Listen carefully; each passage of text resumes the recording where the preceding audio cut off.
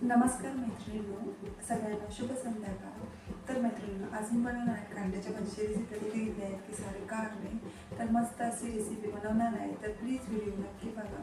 तर बघा, चला सुरुवात करूया. आधी चाकून सांगली मस्त अशी कट करून वेगवेगळे चाकून ठेवले आहेत. तर मैत्रिणी, मी आज तुम्हाला ती घरातली कामं किंवा रेसिपी सांगणार नाही, तर त्यासोबतच मी आपल्या स्त्री जीवनाबद्दलची थोडीशी कहाणी पण सांगणार आहे. तर मैत्रिणींना मी तुम्हाला व्हिडिओच्या माध्यमातून मी नवीन नवीन असे तुम्हाला जे आपल्या जीवनात जे काही गोष्टी घडामोडी घडतात त्याबद्दल सुद्धा माहिती सांगण्याचा प्रयत्न करणार आहे. त्यामुळे प्लीज आपले व्हिडिओ स्किप न करता बघत जा.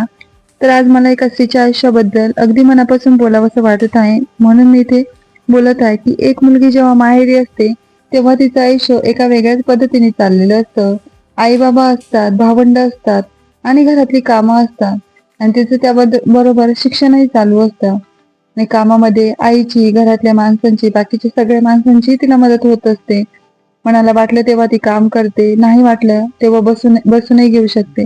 पण त्या स्त्रीचं लग्न झाल्यानंतरचं आयुष्य अचानक खूप मोठं बदलतं. एक नवीन घर, नवीन माणसं, नवीन नाती आणि ते सगळ्या नात्यात समजून घेणं, त्या स्वतःला घरात जुळवून घेण्याची जबाबदारी ही तिच्यावरच येते. सकाळी उठल्यापासून तिची जी धावपळ सुरू होते, तर ती संध्याकाळपर्यंत चालूच असते. सकाळी उठल्यानंतर स्वयंपाक करायचा, सगळ्यांच्या आवडीनिवडी लक्षात ठेवायच्या, मुलं असतील तर त्यांची तयारी करायची, घरातल्या मोठ्या माणसांची काळजी घ्यायची आणि हे सगळं करताना स्वतःसाठी कधी वेळ तिला मिळतच नाही. कधी वेळ निघून जातो हे तिलाही कळत नाही. कधी घरात सगळ्यांचं आवडतं जेवण बनवताना ती स्वतःला काय आवडतं हेच विसरून जाते. आणि तरीही तिच्या चेहऱ्यावरती मात्र हसूच असतं, कारण तिला तिच्या कुटुंबाची काळजी घेणे गरजेचे असते. पण याचा अर्थ असा नाही का स्त्रीने सगळं एकटीनेच करायला हवं. संसार हा दोघांचा असतो, त्यामुळे जबाबदारी दोघांची असते.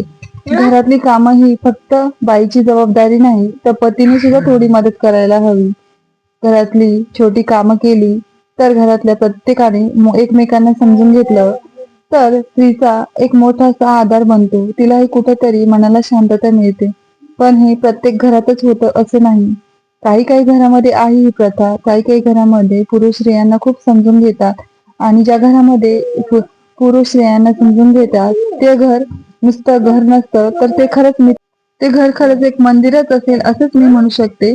आणि ज्या घरामध्ये स्त्रियांना आदर मिळत नाही त्यांना किती त्रास होत असेल हे ती स्त्री घरात कुणालाही सांगू शकत नाही. फक्त ती आतमध्ये स्वतःला त्रास करून घेत असते.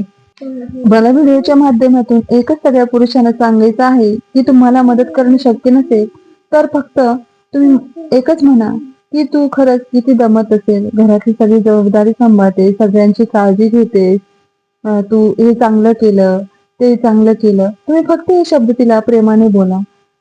तू आहेस म्हणून हे घर घरासारखे वाटते. हे ऐकून तिचा सगळा काही थकवा कमी होऊन जातो. आणि शेवटी एकच सांगावंसं वाटतं की स्त्री संसार सांभाळते, पण तिचं मनही जपा. ती सगळ्यांची काळजी पण तिची काळजी घेणं हे तुमचं कर्तव्य आहे. कारण घर फक्त एका भिंतीने बनत नाही, तर घर प्रेमाने, समजुतीने आणि एकमेकांच्या साथीने बनतं. आणि त्या घरात तिची भूमिका तर खूपच मोठी असते. पण तिच्या खांद्यावर सगळ्या जबाबदाऱ्या एकट्याने टाकण्याऐवजी तिच्यासोबत चालणं हीच तिची संसाराची खरी तर सुंदरता आहे. तर मंडळी, तुम्हाला माझा हा संदेश थोडा जरी आवडला असेल तर प्लीज चॅनलला लाईक, शेअर, सबस्क्राईब करायला विसरू नका. तर चला मैत्रिणींनो, तुमच्याशी बोलत बोलत मी कारलं ते इकडे उकडायला ठेवलं, पण आता दुसरीकडे मस्त मुंगाची खिचडी बनवत आहे. तर मुंगाची खिचडी सुद्धा मी कशी बनवली हे नक्की तुम्ही बघा. तर अगदी साधी सिंपल, परंतु या पद्धतीने जर मुंगाची खिचडी बनवली तर खूप छान लागते. तर खिचडी बनवताना जरा जास्त पाण्याचा जर वापर केला ना तर मस्त अशी आसट खिचडी बनते. ही जास्त आणि खायला खूप छान लागते गरम गरम या पद्धतीची खिचडी. आता त्यानंतर लगेच तिथे चपात्या बनवायला घेतल्या. तर आता चपात्या बनवायचं म्हणजे काही वाटत नाही, पण त्यानंतर सगळ्यात एकामागे एक स्वयंपाक होतो. म्हणजे गॅस पण रिकामा राहत नाही. आता इकडे खिचडी आणि इकडे चपात्या होत आहे. पण ही सगळी कामं झाल्यानंतर सगळ्यात शेवटी काम राहतं ते म्हणजे ना भांडे घासायचं. तर भांडे घासायचं म्हटलं ना मैत्रिणींतर मला तो जास्त कंटाळा येतो, कारण ते काम आहे जरा किचकटच वाटतं. स्वयंपाकाला काही नाही, स्वयंपाक किती चांगले मेनू बनवले ना ते 1-1.5 तासात स्वयंपाक होऊन जातो. परंतु भांडे घासायची वेळ आली की मग खूपच कंटाळवाणी ही गोष्ट वाटते. तर तुम्हाला असं वाटतं का? नक्की कमेंटमध्ये सांगा. तर चला आता इथे चपात्या बनवून घेते आणि त्यानंतर लगेच मी ना कारल्याची भजी बनवणार आहे. तर तेही तुम्ही नक्की बघा. ते बघा इथे बेसन पीठ घेतले, लाल तिखट, मीठ, हळद हे टाकून घेतले सर्व आणि आता त्यामध्ये पाणी ऍड करून मस्त आता इथे भजी बनवून घेते कारल्याची. तर कारल्याची भाजी खायला ना सगळेजण कंटाळा करतात. कुणाला तितकी आवडत नाही. मग अशा पद्धतीची जर मस्त कुरकुरीत होईपर्यंत हे तेलामध्ये भजी तळून घेतले ना कारल्याचे तर खूप छान लागतात खायला. तर बघा मस्त अशी कारल्याची भजी तयार झाली. ते गरमागरम खूप मस्त झालेले. ते या तुम्ही पण खायला. बघा मस्त भजी झाली.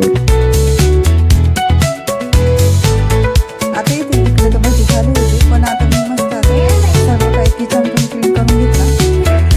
सर्व काही किचनची कामे आवडून त्याने ते बघा कशी मस्ती खायला. मी जर काही कामात असेल ना मग इकडे मुलींची मस्ती विचारायची. तर स्वरा अशा पद्धतीने मस्ती करते आणि माझ्या मुलीला अभ्यासही करून देत नाही. ते इकडे तिचा अभ्यास चालू होता. तर चला मैत्रिणी, तुम्हाला आपला हा आजचा व्हिडिओ आवडल्यास प्लीज चॅनलला लाईक शेअर सबस्क्राईब करायला विसरू नका. धन्यवाद. भेटूया व्हिडिओ सोबत. धन्यवाद.